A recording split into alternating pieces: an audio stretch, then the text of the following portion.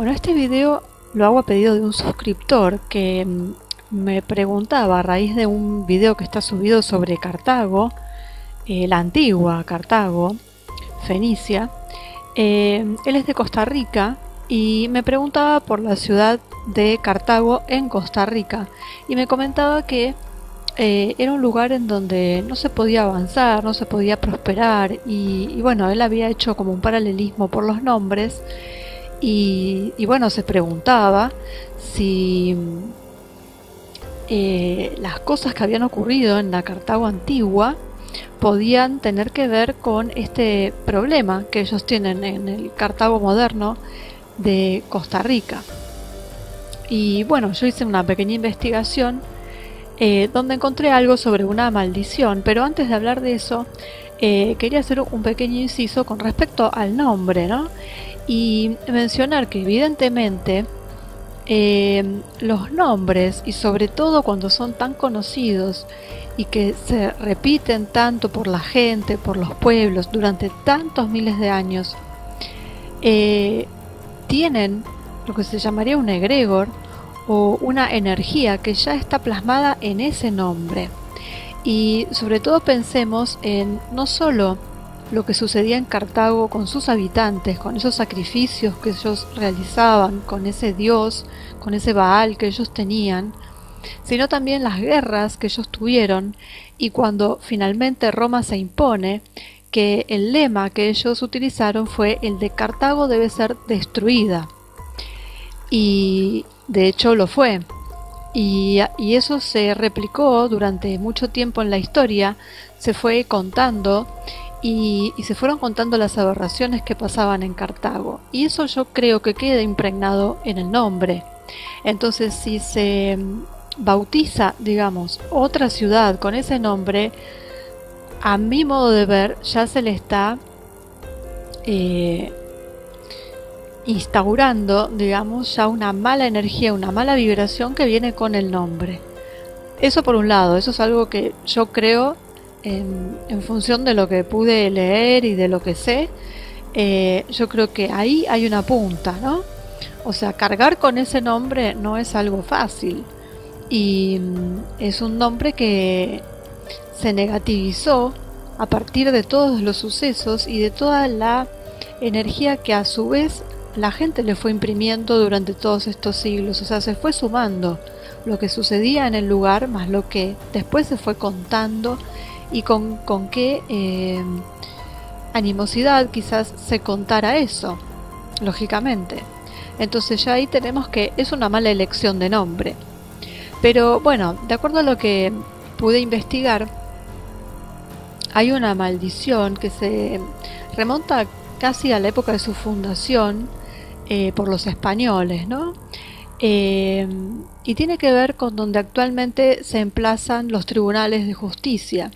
En ese lugar estaba la casa de un encomendero que tenía muchos nativos a su cargo y entre ellos había uno en especial que era brujo de una de las tribus que habían sido sometidas y que obviamente no estaba contento con su condición, evidentemente.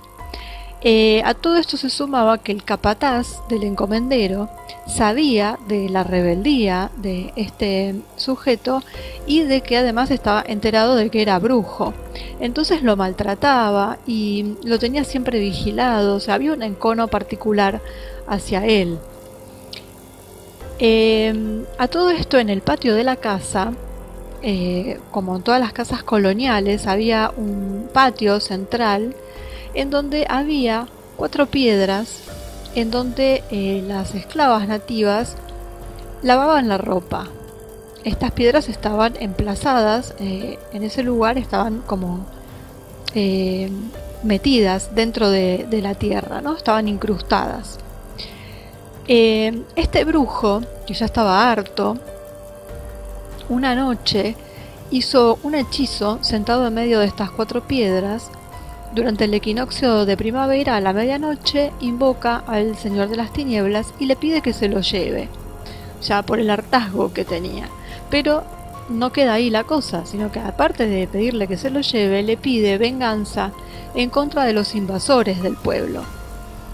En ese momento dicen las crónicas que se escucha un estruendo y a la mañana siguiente estas lavanderas de la casa encuentran las 4 piedras descolocadas, salidas del lugar, y que era algo muy difícil porque estaban emplazadas ahí y no había signos de que hayan sido excavadas. Y además no había ni rastro del brujo. Bueno, el encomendero le empezó a ir mal, perdió sus esclavos por una epidemia, quedó en la bancarrota, entonces vendió la propiedad y a los nuevos propietarios no tuvieron mejor suerte, les pasó lo mismo. Y además la maldición la sufrían tanto los amos como los esclavos, o sea, todos iban muriendo, iban quebrando, bueno, les iba muy mal. Incluso llamaron a un cura que bendijo la casa, pero no pasó nada, o sea, nada mejoró.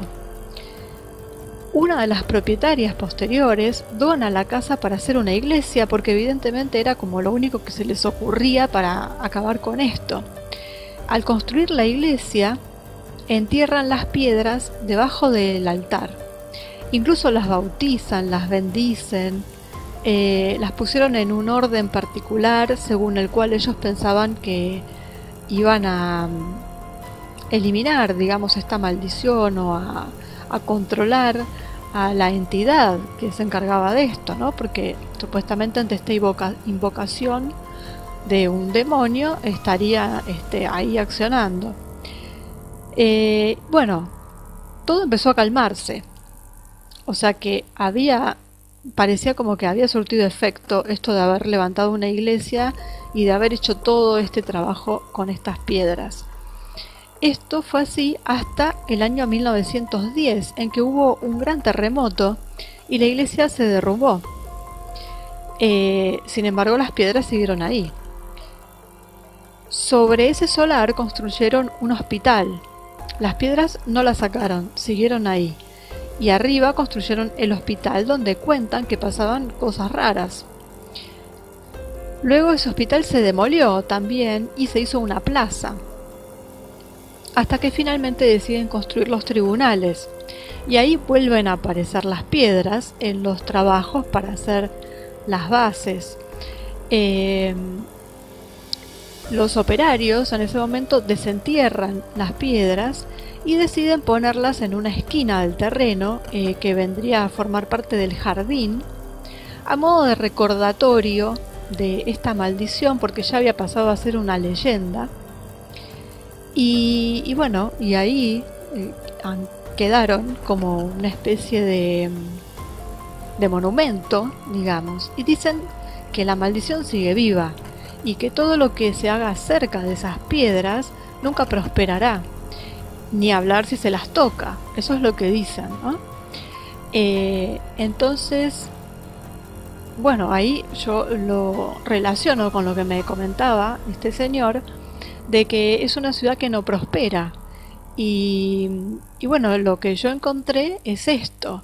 Y tenemos dos cosas que se unen, ¿no? Un nombre nefasto, cargado con una energía muy mala, por diferentes motivos, a lo que se le suma una maldición que, si bien está emplazada en un lugar específico, que sería donde hoy están los tribunales, dicen que cualquier persona que pasa por ahí, si las toca o si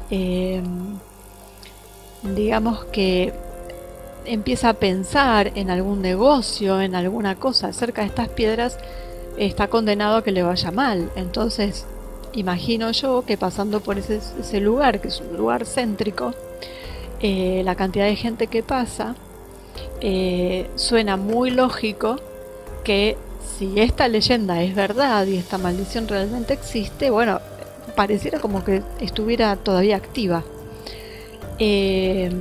Son cosas que dicen en el lugar, ¿no es cierto? Pero bueno, yo no conozco Costa Rica, no conozco Cartagena, me limito a lo que justamente me están preguntando y que casualmente tiene relación con esta leyenda sobre esta maldición.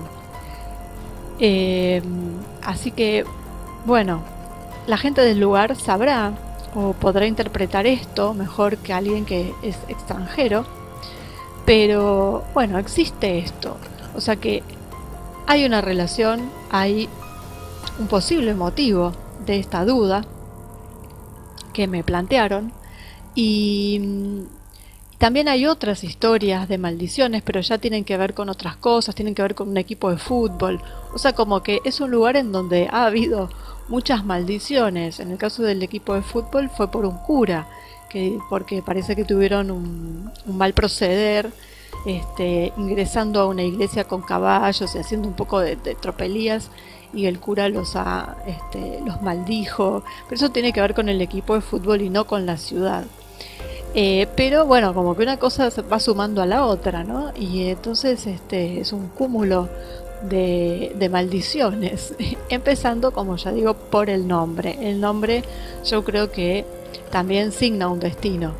Y bueno, así que esto es, para nosotros es una curiosidad que no lo sabíamos. Para todos los que no somos de Costa Rica o no estamos al tanto de esta leyenda o esta maldición.